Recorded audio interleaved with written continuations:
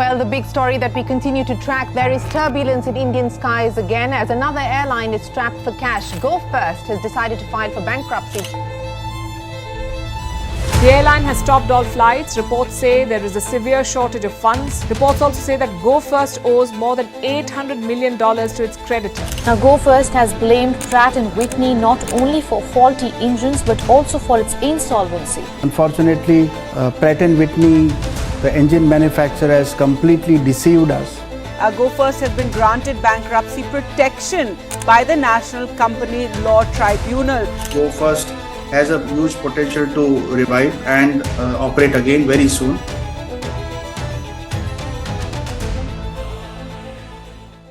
Hi everybody, on 2nd of May 2023, Gofirst filed for bankruptcy, and this instantly created a chaos in the market. They grounded their aircrafts, cancelled hundreds of flights, and the banks that had exposure to Gofirst are now at the brink of a very heavy loss.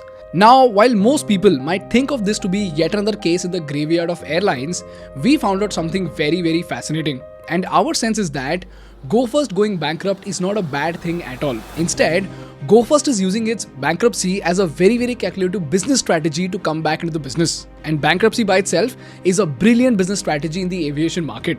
So the question is, how the hell can bankruptcy be a good thing for a company? How could Gofirst be using its bankruptcy to bounce back into the business? And most importantly, what are the study materials to help you understand the bankruptcy strategy better? This video is brought to you by Growth School. People, in the last couple of months, many tech giants and startups have been falling apart. And if you're not skilled enough, there is a high chance that you will not find a job or you will lose your current job. So do you want to save your career and become the top 1%?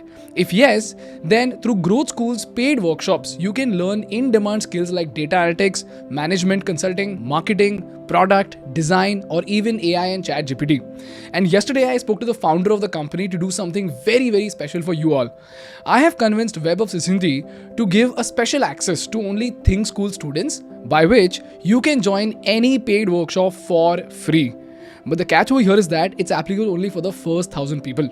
The best thing is that you directly learn from the experts working at your dream companies like Google, Microsoft, Amazon, Uber, Meta, and so on. And I can vouch for it and say that whether you're a student, working professional, freelancer, or a founder, these workshops are going to help you get better at your job or even transition into a new career altogether. And you know, Growth School and thinkschool are both on a similar mission to provide practical education to India. Growth School has taught more than 500,000 people already and has helped thousands of learners to grow in their careers. Their main goal is to help you become the top 1% in 3 to 6 months. So if you're somebody who wants to quickly be ahead of your competition using the 1% skill set, use your thinkschool privilege and sign up for the Growth School workshops from the link in the description.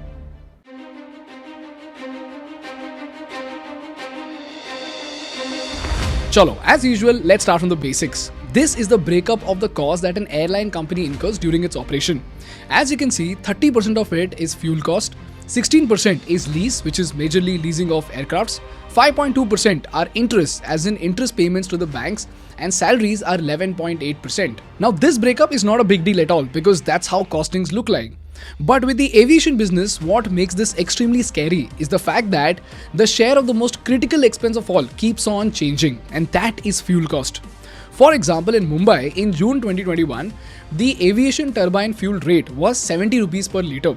But since the start of the Russia-Ukraine war, this price of ATF had almost doubled to 141 rupees per litre in July 2022. And even now it is at 89 rupees per litre. So the effect of war is still there. And this is not just because of war. The cost of aviation turbine fuel keeps on fluctuating with economics, geopolitics, and even demand seasons. So today you could be making a 10% profit because the cost of oil has dropped. But the next quarter itself, Biden would make a statement that would upset Saudi Arabia, which would lead to an oil production cut, which would lead to higher oil costs. And suddenly, because of this unrelated matter, your profits will sink to minus 20%. President Biden is warning that Saudi Arabia will face consequences after OPEC last week announced a major cut in oil production. I'm not going to get into what I'd consider and what I have in mind, but there will be consequences. OPEC, the Organization of Petroleum Exporting Countries, has announced it will cut back production by 2 million barrels a day. With international oil prices surging to a multi-year high, jet fuel prices also saw a steep hike in prices. Following Russia's invasion of Ukraine, oil prices have skyrocketed. In March alone, they have surged about 35%. And as we know, ATF prices form over 40% of the operational costs for aviation companies.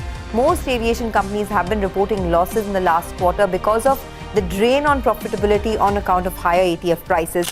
So there is no fixed profit margin in the aviation space at all. In fact, the International Air Transport Association put out a forecast stating that the net profit margin in the global aviation industry in 2023 was just 0.6%.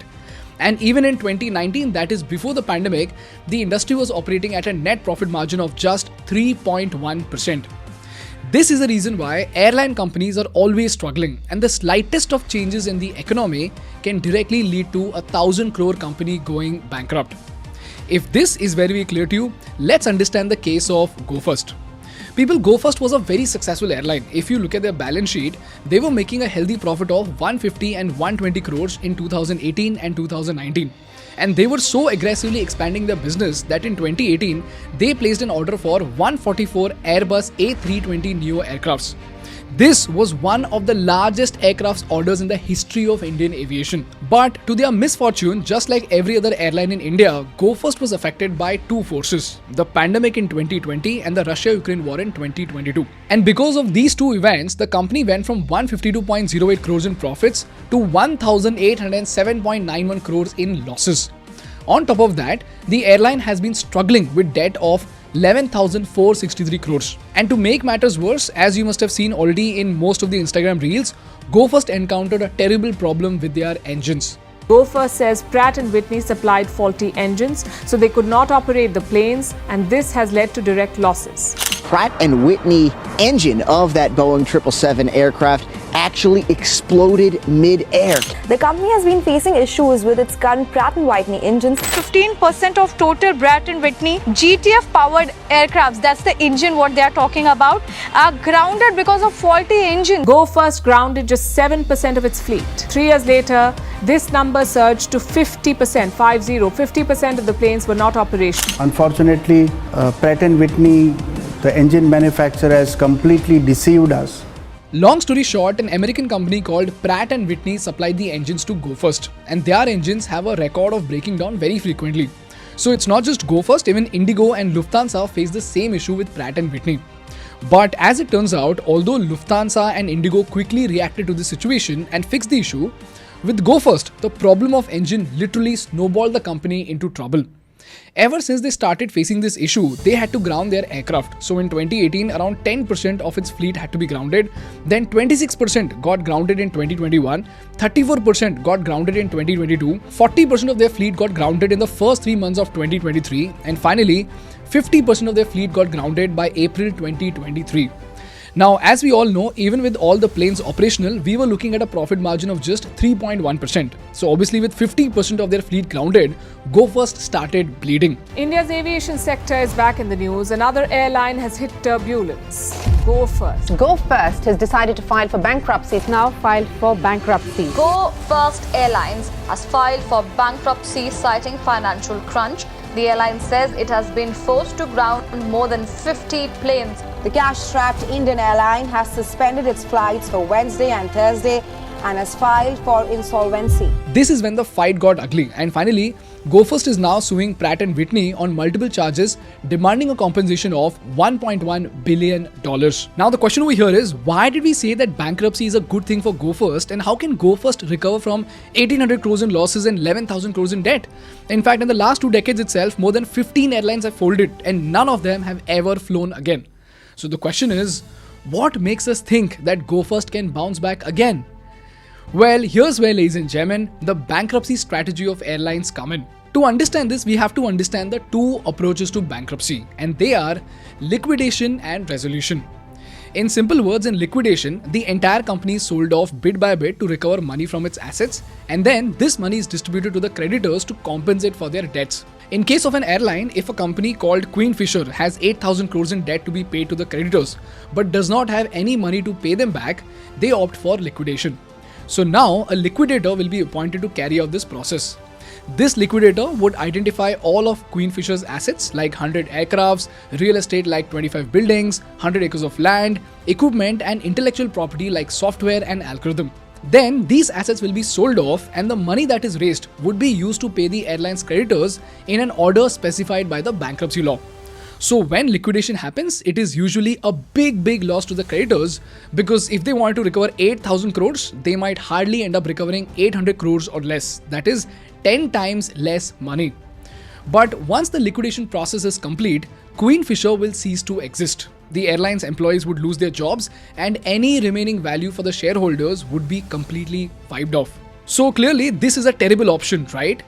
Well, this is the reason why more often than not, airlines opt in for the second option, and that is resolution. In this method, instead of selling off everything they have, the airline company will use their bankruptcy to negotiate with their creditors, and this method can give an airline company 3 incredible superpowers. So as usual, let's start with the technical meaning and then we'll understand it in simple words. The first superpower that it gives to the airline company is to defer payments for 6 months. So when a company files for bankruptcy and its request is approved by the National Company Law Tribunal, that is the NCLT, they get a 180-day period which can be extended further to 270 days. In this period, the company is protected from both legal actions and recovery proceedings from its creditors.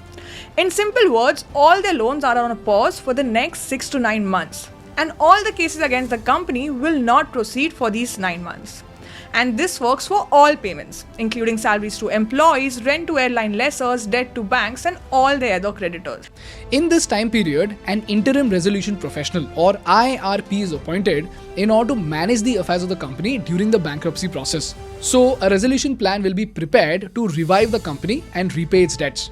The best part is that within these 6 months, the company cannot be taken to court and the assets of the company cannot be seized. Now, in case of Gofirst, its fleet of airlines cannot be repossessed by the aircraft lessors. So Gofirst can use bankruptcy to save its planes. And if you see the news right now, you will see that Gofirst is now asking for their application to be accepted quickly because apparently the lessors are actually asking for the planes back. This is the first superpower that bankruptcy gives to an airline company. The second superpower that it gives is debt restructuring, and this is the best benefit of all. So as usual, let's try to understand this using an example. You see, Gofirst has a debt of around 11,500 crores. So after the company declares bankruptcy, there is no chance that it can repay the banks in its current position. So this way, the banks will have to write off these loans as non-performing assets. So now the poor creditors will have two options. The first option is to wait for 270 days of the bankruptcy process plus wait for another 1 year for the liquidation proceedings to happen, and then after almost 2 years, the planes and real estate will be put on sale. Now, if you understand the aviation business, you will know that after 2 years, the planes will be in a terrible condition and will be sold for pennies on the dollar. So this is unviable for the creditors.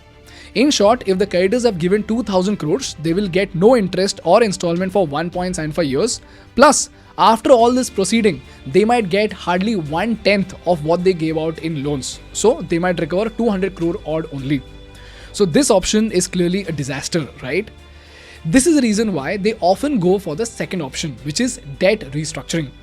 And this is something that is often used by American airline companies to get out of trouble. For example, if a company has a debt of say 8,000 crores at 8% interest and a 10-year tenure, since the first option is so terrible, the airline company can leverage the bank's position to restructure its debt such that they can even get the bank to give them a 50% haircut and a 50% extension of the tenure. Which means instead of paying back 8,000 crores at 8%, they could now ask to pay 4,000 crores at say 5% interest. And instead of a 10-year tenure, they could ask for a 15-year tenure.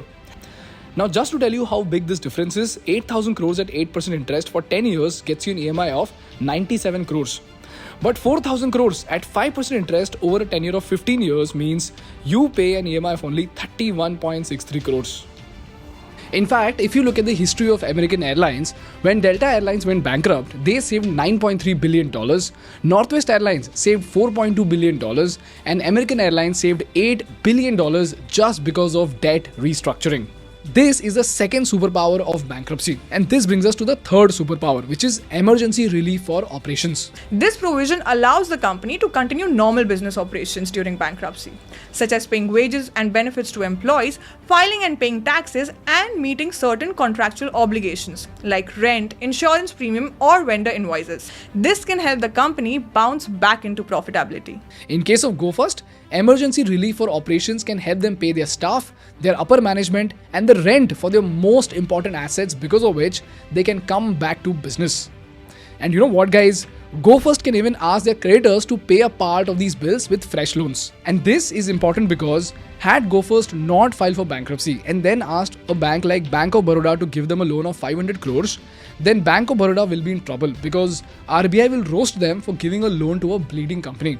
But now, because of the Indian Bankruptcy Code, the bank can give loans with the justification that the bank is giving 500 crore loan because they want to save the company so that Gofirst can get back in the market and pay them 1400 crores back, which they've already lent. So this 500 crores is being invested to save their 1400 crore loan asset. So Gofirst can use these fresh loans after bankruptcy to pay their pilots, to pay their engineers, and to pay their cabin crew. This is how Gofirst can use bankruptcy to achieve 5 unreal benefits. Number 1, they can keep their planes without paying the lessor. Number 2, they can get more loans without paying any EMI for the previous loans for 270 days. Number 3, they can use these new loans to pay for the most important members of the company. And now, they can use this 270-day time period to sue Pratt Whitney. And in this 270-day time period, if they win the case against Pratt Whitney, Gofirst will get $1.1 billion, as in 9,000 crores, which they can easily use to pay back debt, recover their losses, and to get back into business. This is how we believe Gofirst is using bankruptcy to come back into the business. And just like things could go right in theory, they could also go wrong. So firstly, their banks might opt in for liquidation, Pratt Whitney might win the case, or the promoters might simply decide to quit. But regardless of what happens, you got a brilliant case study to understand the unexplored side of bankruptcy, right? And that is the takeaway of this episode. That's all from my side today, guys. Now you may have a look at all the study materials in the description. If you learned something valuable, please make sure to hit the like button in order to make YouTube Baba happy. And for more such insightful business and political case studies, please subscribe to our channel. Thank you so much for watching. I will see you in the next one. Bye-bye. And if you want to learn in-demand skills, then don't forget to check out Growth School's paid workshops that are being offered for free only for the first 1000 thinkschool learners.